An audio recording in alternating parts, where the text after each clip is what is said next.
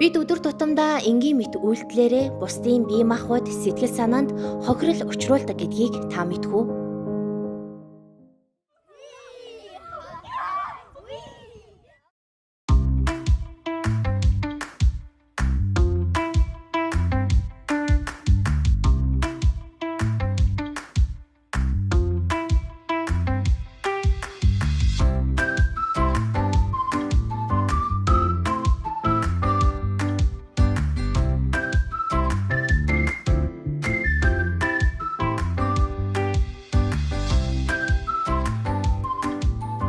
Эерэг хандлага эерэг иргэнийг төлөвшүүлнэ.